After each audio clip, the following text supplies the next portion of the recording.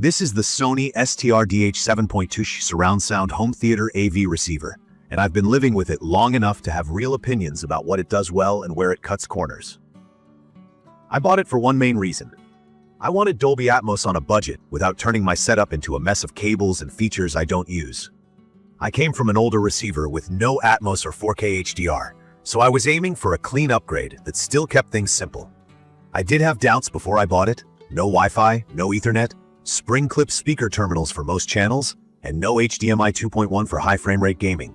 But the promise of true Atmos decoding and solid 4K HDR pass-through at this price pushed me to try it. On the outside, it's slimmer than a lot of receivers I've owned.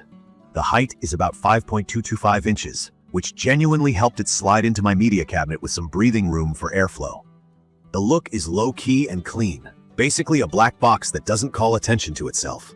I like that on the front you get a normal 1/4-inch headphone jack and a straightforward display that you can read across the room. The remote is where the budget shows. It works fine and the layout is clear, but it feels light and plasticky. On the back you see exactly what this product is about. 4 HDMI inputs and 1 HDMI output with ARC and eARC, 2 subwoofer pre-outs, 1 optical and 1 coaxial digital input, and a few analog RCA inputs.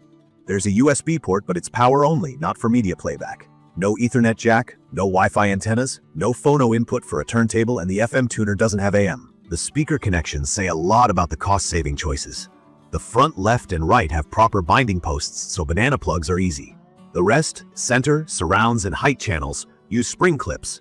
My 14-gauge wire barely fits those clips, and it's not fun if you're reaching into a tight space. Also important, this receiver is rated for 6 to 16 ohm speakers. If you're running 4 ohm speakers, this isn't for you. From my experience, setup is fast and beginner-friendly. I ran the Easy Setup Wizard and Sony's D.C.A.C auto calibration with the included mic. The whole thing took maybe half a minute. It detected my 512 layout right away, which is 5 speakers around the room, a sub, and 2 height channels for Atmos. I've tried it both with in-ceiling speakers and with up-firing modules that bounce sound off the ceiling. Both worked, but true overhead speakers felt more convincing. After calibration, I watched a few Atmos titles, and the height effects were instantly noticeable. Rain above, aircraft moving overhead, and that bubble of sound that Atmos is known for. That said, the automatic settings weren't perfect. The subwoofer distance and level were off by a pretty big margin, and the bass ran hot for my taste. I adjusted the sub down several decibels and corrected the distances manually, and the sound snapped into place. If you're new to this, that simply means going into the menu to make the sub level lower and changing the distances to match where your speakers actually are. Day to day, the video path has been reliable. It passes 4K at 60 Hz with full color, 444, and supports HDR10, HLG, and Dolby Vision. I run a streaming box and a UHD Blu-ray player into the receiver, and then out to the TV, and I haven't seen any color banding, handshake glitches, or unexpected dropouts. eARC has been a real help with TV apps. I can watch Netflix or Disney Plus on the TV and send Dolby Atmos audio back to the receiver over the same HDMI cable. For gaming, here's the reality. This is HDMI 2.0 territory, not HDMI 2.1. If you want 4K at 120 Hz or variable refresh rate with a PS5 or Xbox Series X, you'll route the console to the TV for video and send audio back to the receiver via eARC. That's exactly how I run my PS5. It's an extra setup step, but it works. On the audio side, power has been totally fine in my medium-sized living room.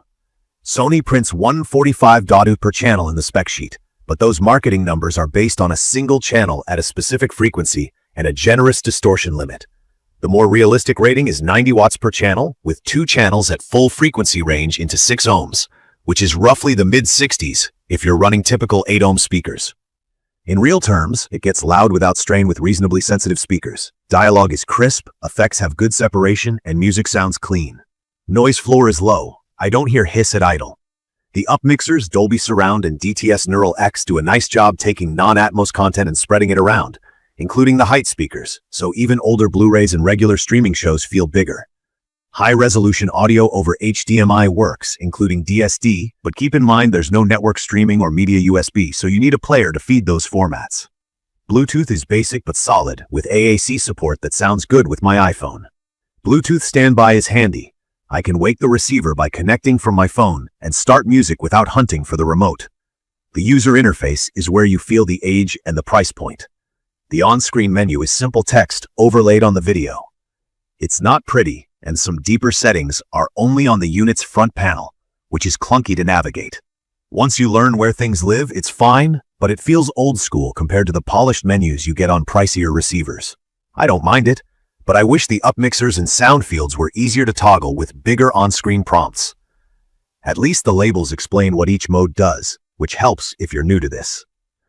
For ventilation, that slim chassis does get warm, so I leave space above it, and it's been stable. Key features that matter to me are Dolby Atmos and DTS decoding, reliable 4K HDR pass-through, eARC support, a true 7.2 layout with dual sub-outputs, and a compact chassis that actually fits standard furniture.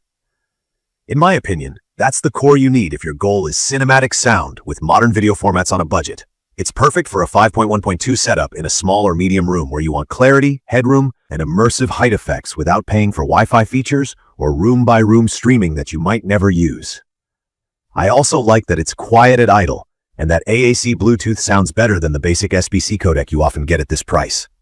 The HDMI side has been set and forget for my streaming and disc playback, and eARC has made TV app audio very straightforward. There are trade-offs. The spring clip speaker terminals on the non-front channels are my least favorite thing here. Thick cable doesn't play nicely with tiny clip openings, and you can't use banana plugs for most channels. The lack of Wi-Fi or Ethernet means no built-in streaming, no AirPlay, no Chromecast, no Spotify Connect, and no over-the-network updates. The USB port won't play files. It only provides power. 4 HDMI inputs may be tight if you have lots of sources. The receiver also doesn't support 4-ohm speakers, which limits your speaker choices. And for gaming enthusiasts aiming for 4K at 120Hz with VRR, you'll need to wire consoles directly to the TV and rely on eARC for audio. None of that breaks the deal for me, but it's good to know before you buy. From my experience, once I dialed in the manual tweaks, sub-level down, distances corrected, the sound locked in and stayed consistent. Movies have punch and impact without muddy bass, and Atmos height moments are convincing enough that I sometimes look up. Music playback is honest and clean in pure direct or with processing off, and Bluetooth for casual listening has been stable. Power hasn't been an issue with my 8-ohm bookshelf speakers and a center channel, and the dual sub-outputs let me balance bass across the room more evenly. I'd recommend this for anyone who wants an affordable path to Atmos and 4K HDR with eARC, values clean sound over networking extras, and has a room that doesn't need stadium-level power. If you're a serious gamer chasing 4K 120 with VRR, or you run 4-ohm speakers, I'd point you elsewhere. If you're hoping to stream music without a separate device, this won't do that. If you're okay using a streaming stick, a Blu-ray player, or your TV's apps, this receiver does its core job very well.